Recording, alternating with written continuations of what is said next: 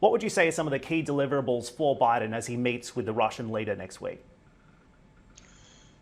Well, obviously, that relationship is fraught with complication. I think he wants to talk to him about the sanction issues. Remember, the Ukraine is still on the table.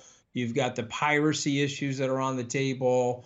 But up against all of that, you have this delicate balance with what the Western Europeans want, which is natural gas and other natural resources from Russia. So you also have the Navalny situation, where I'm sure that President Biden is going to be talking to President Putin about that as well.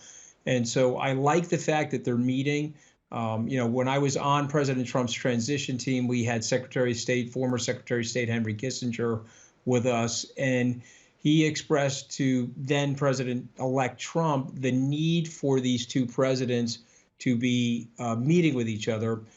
President Obama said about 5 years ago that Russia was a regional power. It may or may not be a regional power, but it is a superpower when it relates to nuclear weapons. And so I'm super glad that they're meeting. I hope something will happen that's positive. My guess is, however, that there won't be a meaningful breakthrough. Remember, President Biden called President Putin a murderer. He also expressed that he didn't think President Putin had a soul. President Putin responded to him saying, "Well, you really do know me." I don't know if he was joking about that, guys, or if he meant that.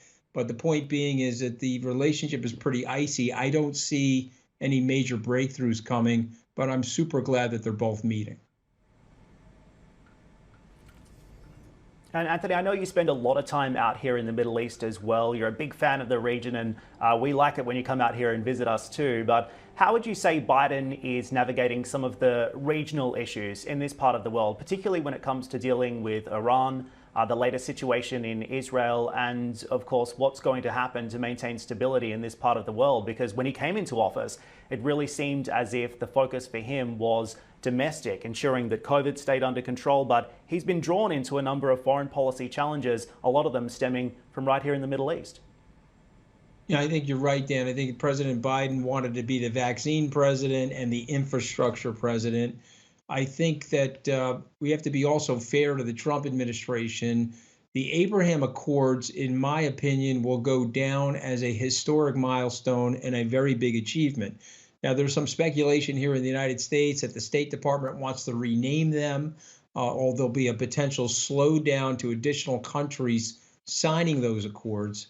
And I think that's sort of a reaction formation to the negativity around President Trump. I think we have to offer more balance and objectivity and recognize that those accords, whether you like President Trump or dislike him, are very positive for the region. They are creating more economic commerce. They're creating more trust among the countries. And I certainly would like to see more countries, including Saudi Arabia, sign those accords. Now, up against that, of course, you have the terrorist group Hamas that is signaling to the Palestinians that they're the last best advocate, if you will. And so that's why you saw that sort of sparking of warfare. And I give President Biden high marks for figuring out a way to negotiate a ceasefire. But I would like them to continue the Abraham Accords from the Trump administration, leave the name as is, and expand the base of people or countries that are willing to sign those accords. I think if he does that, those are positive steps. And you are right. I'm a huge fan of the region. I see the world's growth emanating from where you are right now, Dan. And I'm super excited to be a part of that. And we'll be bringing our SALT conference back to Abu Dhabi. We're just working on that right now with ADGM in terms of when the COVID protocols will allow us to do that. Okay, excellent. Anthony, I also wanted to ask you about leadership at the GOP, because it seems like former President Trump still has a big grip over the party base that isn't really letting go. And at the same time, the Washington Post reported just in the past 24 hours that, in its view, President Trump would still be a lock for a 2024 presidential nomination for the Republicans. Where do you stand on that issue, and who is leading the GOP today? Well, he is definitely the de facto leader, and I do agree with the Washington Post. If he runs again, he will likely be the nominee. But I would point out to everybody that he lost two presidential elections in terms of the popular vote. Yes, he won the first one, but in the second go around, he lost the House and the Senate. And so the last GOP president to do that was Herbert Hoover. And so he created this disastrous situation around the virus. We had over 500,000 people die in the country. We lost 23 million jobs as a result of his malfeasance and his malpracticing on the economy and on the public health issue. So what he has going for him is a very strong group of people inside that party, loyalists, if you will, almost radicals in some ways, that are behind him and will show up in these primary polls. And so I think that the GOP is making a mistake by placating him.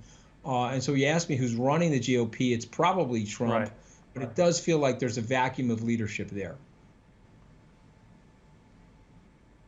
Indeed. Anthony, we'll have to leave it there. Look, always appreciate the conversation. Hatley sends her regards as well. Thanks for joining us. That's Anthony Scaramucci I hope she there feels from better. Good to be Skybridge with you Capital. guys. Thank you.